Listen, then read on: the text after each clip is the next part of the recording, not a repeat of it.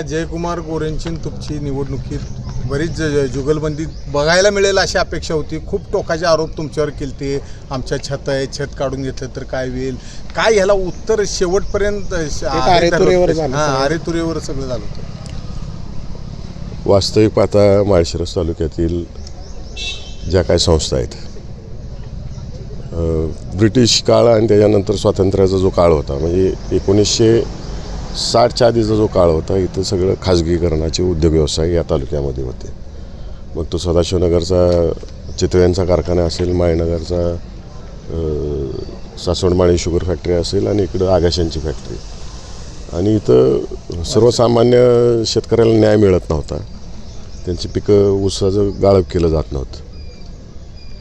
त्यामुळं सहकार मर्शींनी या तालुक्यामध्ये सहकारी संस्था उभी करायची ठरवली आणि लोकांना घेऊन लोकांच्या विश्वासाने सहकार मर्शी कारखाना उभा केला आणि शंकर कारखाना उभा केला.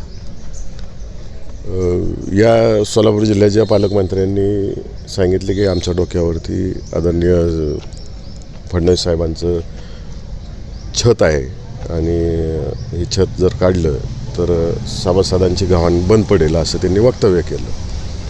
वास्तविक पाहता मला अभिमानाने सांगावं वाटतं की या राज्याचे मुख्यमंत्री फडणवीस साहेब ह्यांच्या तोंडून अशा पद्धतीची वाक्य आम्ही कधी ऐकलेलं नाहीत.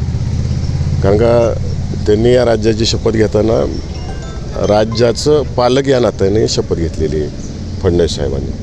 आणि फडणवीस साहेब योग्य असेल तर सगळ्याच पक्षांना मदत करतात आणि विशेषतः सहकाराला सर्वसामान्य सभासदाच असतो, तो कोणाच्या खाजगी मालकीचा कारखाना नसतो. त्यामुळं त्यांनी मन मोकळेपणाने आम्हाला मदत केली. आणि मी लोकसभेला उभा राहण्याच्या आधीपासून लोकसभेला उभा राहिल्यानंतर त्यानंतर अनेक इलेक्शन झाले. ज्या माणसाने दिलं त्याच्याबद्दल जाहीररित्या आभार व्यक्त करणं हे आमच्या घराण्याची शिकवणच आहे. फडणवीस साहेबांनी आम्हाला मदत केली का? केली. आम्हाला म्हणजे कुणाला केली? या तालुक्यातल्या सर्वसामान्य सभासदाच्या कारखान्याला मदत केली. त्यामुळे अभिमानाने सांगतो की त्यांनी मदत केली. दुसरी गोष्ट, जेव्हा एखादा मंत्री शपथ घेतो, शपथ घेतल्यानंतर त्या शपथेमध्ये उल्लेख असतो की मी नागरिकांबद्दल ममत्व बाळगीन, त्यात कोणताही भेदभाव करणार नाही, सगळ्यांना घेऊन काम करेन. तुम्ही या जिल्ह्याचे पालकमंत्री आहात, पालकाप्रमाणे वागायला पाहिजे. यांच्या अख्ख्या इलेक्शनमधली नगरपालिकेची भाषणं बघा, आत्ताची भाषणं बघा. भाजपच्या उमेदवाराला दिलं तरच पैसे देईन, नाहीतर देणार नाही. ही भाषा पालकमंत्र्यांनी पालकत्वाची भूमिका बजावायला पाहिजे. कारण आमचा माणूस निवडून दिला तरच मतदान करेन ही भाषा बोलावी. तुम्हाला पैसे किंवा मदत, त्या मतदारसंघाचा विकास असेल ही भाषा बोलत असतील तर चुकीचं आहे. आणि ते 21 कोटी कसे वाटणार आहेत मला हेच समजत नाही. आपण एक थोडा वेळ असं धरून चालू की राज्यातल्या 2025 जिल्हा परिषद सदस्य निवडून येतात. एक वेळ जनतेने कौलच द्यायचं ठरवलं की 2025 ZDP सदस्य हे भारतीय जनता पार्टीचे निवडून आले तर किती निधी लागेल? 21 कोटी रुपये द्यायचे हे म्हणतात. 21 कोटी वर्षाला द्यायचे का 5 वर्षात द्यायचे ह्याच्या बाबतीत पण क्लिअरिटी त्यांनी दिलेलं नाही. 21 कोटी रुपये जर द्यायचे झाले तर 21 कोटीप्रमाणे महाराष्ट्रात 4,72,500 कोटी रुपये लागतील. दुसरी गोष्ट, ग्रामविकास खात्याचं गेल्या वर्षीचं बजेट 25-26चं, मग त्यात विकास कामं आली, प्रशिक्षणं आली, पगार आले, 11,000 कोटीचं बजेट आहे. आता 4,72,000 कोटी 5 वर्षासाठी जर लागणार असतील तर वर्षाला किती ते लागतील? तर 9 लाख कोटी रुपये लागतात वर्षाला. यांचं बजेटच 11,000 कोटीचं आहे राज्याचं, त्यांच्या खात्याचं स्वतःचं. आणि 21 कोटीची घोषणा कुठं करत सुटली मला हेच समजत नाही आहे. म्हणजे दिशाभूल करायची, मतं मागण्यासाठी काही बोलायचं. आपण जबाबदार आहे. या राज्याचं एक ग्रामविकास खात्याचे महत्त्वाच्या खात्याचे मंत्री आहे. काय बोलावं काय नाही बोलावं हे समजलं पाहिजे. आणि दुसरी गोष्ट, हे ग्रामविकास खात्याचे मंत्री आहेत, सोलापूर जिल्ह्याचे पालकमंत्री आहेत. सोलापूर जिल्ह्यामध्ये 1009 ग्रामपंचायतींना जलजीवन मिशनमधून पाणीपुरवठा योजना मंजूर. 566 पाणीपुरवठा योजना आज ठप्प आहेत, गेले 2 वर्ष झाले. मी याची माहिती घेतली तर ते म्हणले वरून पैसे आले नाहीत. राज्यात चौकशी केली, त्यांनी सांगितलं केंद्राकडून पैसे आले नाहीत. मी केंद्रात जाऊन त्या ठिकाणी सचिवांना भेटलो. हिवाळी अधिवेशन जे झाले त्या हिवाळी अधिवेशनामध्ये 0R मी हा प्रश्न उपस्थित केला लोकसभेमध्ये.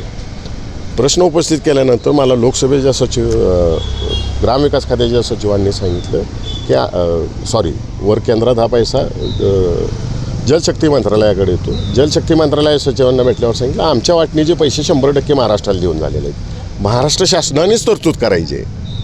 इथं पैसे आलेले नाहीत. महाराष्ट्रात हे खातं कोणाकडे आहे? ग्रामविकास खातं या जिल्ह्याच्या पालकमंत्र्यांकडे आहे. 2-2 वर्ष पाणीपुरवठा बंद राहत आहेत. एकीकडं केंद्र सरकार जाहिरात करते जल जीवन मिशनचं, हर घर पाणी हर घर नल. एक थेंब पाणी आलेलं नाही. 2-2 वर्ष ठेकेदारांची बिलं दिली जात नाहीत. ठेकेदारांनी व्याजाने पैसे काढून 80-90% कामं पूर्ण केलेली. एवढी दुर्दैवी अवस्था आणि वाईट अवस्था आहे. ह्याच्यावर काही ते बोलत नाहीत आणि 21 कुठनं देणार आहेत हेच मला समजत नाही. DPDCचे सभासद कोण आहे? तो जिल्हा परिषद सदस्य, पंचायत समितीचे सदस्य, जिल्हा परिषद, नगरपालिका आणि महानगरपालिकेच्या यातून निवडून येणारे सदस्य. म्हणजे हे 522 सदस्यांचं प्रतिनिधित्व करणारी माणसं आहेत. ह्यांना DPDCचा मतदानाचा अधिकार आहे. आमदार खासदार हे सगळे निमंत्रित सदस्य आहेत आणि शासन नियुक्त करेल ते निमंत्रित सदस्य आहेत. यांनी शाळा अशी केली गेल्या 6 महिन्यामध्ये की DPDC दर 3 महिन्याला बैठक व्हायला पाहिजे. यांनी बैठकच एक घेतली फक्त मे महिन्यात. सगळ्यांचा आराखडा घेतला तेव्हा सदस्य नव्हते म्हणून जनतेचे प्रतिनिधी म्हणून खासदार आमदारांकडून प्रस्ताव घेतला आणि काय केलं 3 महिन्यांनी बैठक व्हायला पाहिजे. ती बैठक घेतली नाही. माहीत होतं इलेक्शन लागणार आहे. मग एक वातावरण करायला की फक्त इथं निधी ठराविक लोकांनाच दिला जाणार आहे, इतर लोकांना दिला जाणार नाही, हा एक गैरसमज लोकांमध्ये पसरवण्याच्या दृष्टिकोनातून बैठकच काढली नाही. आणि एक टोकन अमाऊंट म्हणून सगळ्या तालुक्यातून निधी दिला आणि फसवायचं काम केलं. आता DPDC तेव्हा आम्ही सगळे सदस्य मंडळी पाहू. आता ZDP सदस्य पण जातील, नगरपालिका महानगरपालिका. आता मगाशी मी म्हणल्याप्रमाणे 522 सदस्यांचं प्रतिनिधित्व होतं DPDCमध्ये. तर 522 भागिले गेल्या वर्षीचा आराखडा 25-26चा आर्थिक आराखडा 783 कोटीचा आहे आणि 522ने भागिलं तर प्रत्येक ZDP सदस्य, नगरपालिका सदस्य, महानगरपालिका सदस्य आम्ही सोडून द्या सगळी. आम्ही सोडलं तर 1.5 कोटी रुपये प्रत्येक सदस्याच्या वाटणीला येते. काय अभ्यास आहे या मंत्री महोदयांचा? शपथ कसली घेतली तिथं राज्यपालांसमोर, अख्ख्या राज्याने ती शपथ पाहिलेली आहे. काय चालले त्यांचं मला समजत नाही. म्हणजे ते ममत्व कुठं दिसून येत नाही, पालकत्व कुठं दिसून येत नाही.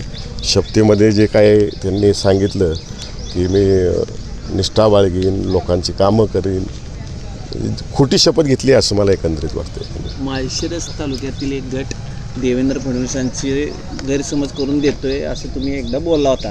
या निकालानंतर तर तो गैरसमज त्यांचा दूर होईल का?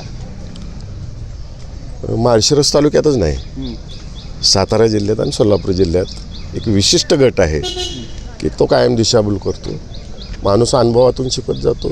बघूया काय होते भविष्यात. पार्सलचं काय बीड पार्सलला आता यावेळी तर जाईल का नाही? चौथे हे झाल्यावर जनता दाखवला आता सुपडा साप कसा होतो.